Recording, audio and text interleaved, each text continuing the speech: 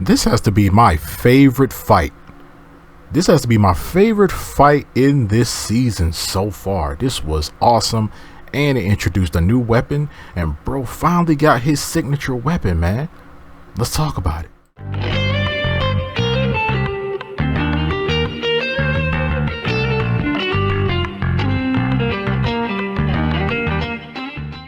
Yo, what's going on YouTube? This your boy Kamen Spike back again once again. And today we're here for No.1 Sentai Gozyuger episode 9, and in this episode we get the return of Horu. We get the return of your boy, and this episode is very straightforward. We get the introduction to a new weapon in this episode, the Wolf de Caliber, and I'm so glad that Horu has now gotten his signature weapon, because it seemed like everybody else sort of had their signature weapon, like their signature weapon that's unique to them before he did. And the Wolf de Caliber is awesome, but I'm really getting ahead of myself. So we see that Horu is now working.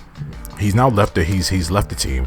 He's working at this butler cafe, and he's kind of like, he uses like his I don't give a duck kind of meanish kind of attitude at the workplace, and all the girls like love it. They love, I guess he uses his bad boy, side of his personality to get customers and stuff, because the girls love it and stuff like that.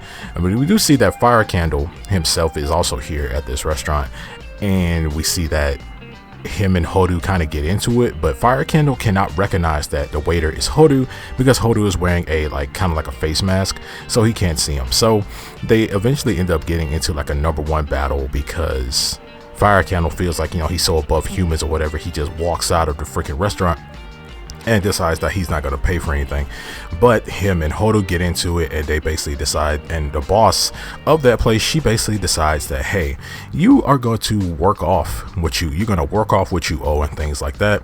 And we get it. They basically get into a #1 battle with each other in the restaurant, and we see a bunch of shenanigans take place where Horu and Fire Candle are doing all these funny, wacky things with each other and stuff to impress all the girls and things like that. It was cute. It was funny.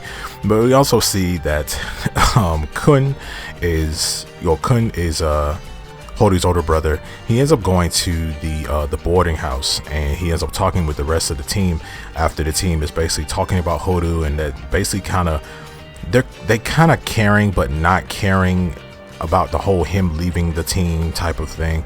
One half is kind of sort of wanting to help him, and the other half is just like, nah, we good. Like blue and yellow, they don't really care, but black and green, they kind of care. They're kind of thinking about it.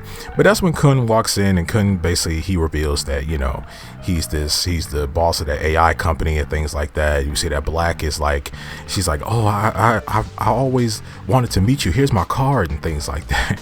So they basically ask him what he's doing there. He basically says that Horu is my younger brother, and I'm going to be the one that decides his life for him. My brother is pure, my brother is nice and whatever, so I'm going to be the one that basically, like, he's my puppet, I'm going to be the one that decides his fate. I'm going to be the one that guides him and things like that. And by me wanting to do that, I am also going to decide who his friends are going to be, and I deem all of you unworthy. So but Blue chimes in, and he's like, well, nah, I'm not going to do that. Like, they go back and forth between, like, we kind of care about him, but we don't care about him. Like, there's a lot of that in this episode.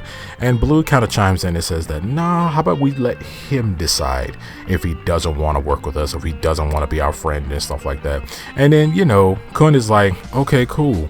So, you know what? I'm just going to off you guys. So he gets ready to hit shit up. He gets ready to go and get into a fight with these guys and things like that. But we end up seeing that Horu, after, Fire Candle kind of pays off his debt to the restaurant and stuff, he has a conversation with Horu, but he doesn't know that it's Horu and stuff like that. But at the same time, they basically talk about the whole concept of being #1 and what is the point of being #1 and things like that. But Fire Candle wants to be #1, but his main goal is that he wants to fight Goju Wolf. He wants to fight Horu. He wants to fight Goju Wolf. He wants to defeat him. He wants to see the fire in that dude's soul. And he also knows that no matter how many times I lose, my fire will not go out. So this, in a way, and Fire Candle thanks him. he still doesn't know that that guy is Hodu, but still, and this right here kind of ignites, or this kind of motivates Hodu a little bit to get back in the game. And then that's when Tegasword himself, big man Tegasword himself, actually appears before Hodu, basically telling him that, hey man, you got to get back in the game. Hey, like the team is waiting on you and stuff like that. But then like he's still hesitant. He's still thinking about it. He's still like, I don't know, man. Like I failed this stuff. I failed them. I'm scared. Like he says later, he says earlier in the episode that he's like, I'm incapable of making friends. I'm scared to, I'm scared to open myself up and make friends and things like that. And that's when Tegasword basically tells him like, hey, you can still do that. You can still do that. You can still get back in the game and go back to fighting and stuff like that, because this is your destiny and things like that. A lot of chosen one kind of stuff. But we know that he's not really like the super chosen one, because but that's when his ring appears back in his hand and he decides to go and help the rest of the team fight Kun. Later then, we see Kun fighting the rest of the team, and he's styling on them. He ends up summoning 3 other rangers to I think it was Geki Ranger, Jacko Red, and I forgot the other one, but you'll see it in the video. But he ends up summoning those 3. He could do more with them than we originally thought. Like he could summon them, have them fight for him. He can destroy one of them, and like he could destroy one of them, turn them into a weapon, and give that weapon to another one. Like he could do a lot with them, not only just summoning them and having them fight for him. He has other options of what he can do with the rangers that he is able to summon. So he's fighting them. They're styling on him. He's styling on them. The 3 rangers he summons are styling on them. They're having a hard time. They're having a really hard time. So he ends up stealing the Bombunja Red ring from Blue, because Blue tried to go Bombunja Red in this and tried to take on Geki Red, but Geki Red was styling on him real heavy. But just when the team is getting ready to be defeated, we see Hodu come in. Hodu does his speech to his brother, things like that, and that's when the rest of the team is like, the rest of the team basically gives them like their somewhat kind of, hey man, you're my friend, I kind of care about you. But a lot of them just talked about a bunch of favors that they kind of did for him, and it's like you basically owe all of us a debt type of thing, which was weird, but like kind of sweet at the same time, because I had to remember that this team really isn't a team, and they really don't like really mess with each other that. They're just in this for their wishes. So it's like they're slowly becoming more well acquainted with each other, but because they're together all the time, but they're not really friends, if you get what I mean. So we end up seeing that Hodu ends up transforming. He ends up transforming. He gets that motivation. Everybody's telling him to fight, man, fight. You gotta fight on, things like that. And then soon as he transforms, he is able to summon his signature weapon. He pulls it out of his chest, and he ends up summoning his signature weapon, the Wolf Decaliber, which basically reminds me a lot of Saba, which basically is a red and gold wolf version of Saba. And with this blade, he's able to defeat the other 3 rangers. But this blade's power is the fact that he can cut through dimensions. He can make his own portals and things, and also be able to jump through those portals to take on or maybe attack his enemy or whatever, or he's able to push this enemy through those portals, which we see him do in this episode when he does his 1v1 with Kun. So when he does his 1v1 with Kun, he's able to push Kun into 3, make him push him through 1 portal, and consistently make him fly through multiple portals, and then eventually giving him that final slash. And after giving him that final slash, he does his final attack on Kun, and Kun ends up, he's very messed up, and he's messed up. He ends up leaving. He's talking about some not bad little brother, or not bad Hodu, and he ends up teleporting away through a through a barrel. I guess they're able to teleport away. Basically, if anything is like a perfect circle, they can basically turn that thing into a portal and basically go wherever they want. That's basically, I think that's the gist of it.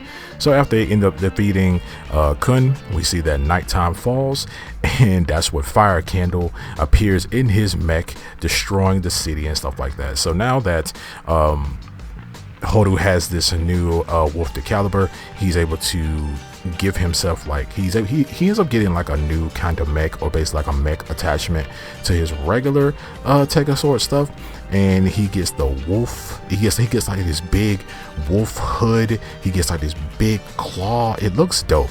I mean, the hood part looks a little bit oversized, but there is a reason for that, because it actually is like a link to an attack, which is dope.